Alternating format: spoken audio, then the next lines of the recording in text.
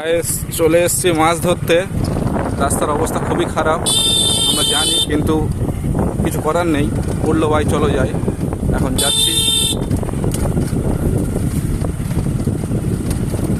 সামনে খুব বড় একটা মাউন্টেন আসতে চলেছে, দুর্গম গিরির মধ্য দিয়ে যাচ্ছে আমাদের এখান দিয়ে যাওয়া খুবই ডিফিকাল্ট, অস্বাভাবিক ব্যাপার। যাচ্ছি তাও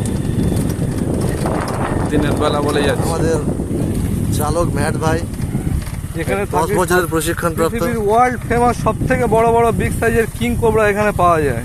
এই যে যেখানে বাঁ দিক দিয়ে আপনারা চলে গেছে জায়গাটা। ডায়মন্ড হারবারের নদী, সরি রূপনারায়ণ। ডান দিকে, আর বাম দিকে আছে এয়ারপোর্ট। বাম দিকে এয়ারপোর্ট আছে, দূরে দেখা যাচ্ছে না। এইটা দেখো সামনে এই জায়গাটা কিং কোবরা একবার বিষ ছেড়েছিল, হ্যাঁ, ঘাসের তারপর অবস্থা দিয়ে দেখো। একবারে লাল হয়ে গেছে। জীবনে ঘাস জন্মায়নি। আর জন্মায়নি।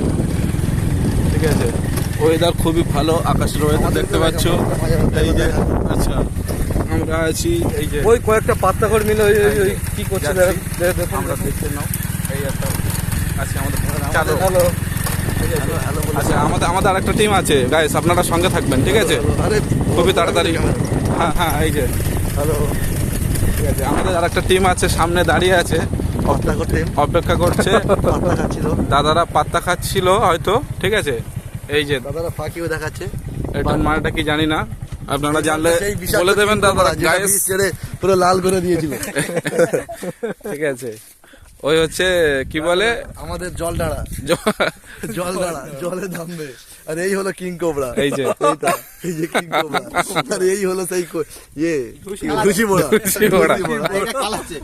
ঠিক আছে, চলো গাইস এখন দেখা যাক আমরা মাছ পাই কিনা, তারপর পরবর্তী আশা আপডেট খুব করছি তাড়াতাড়ি নিয়ে আসছি।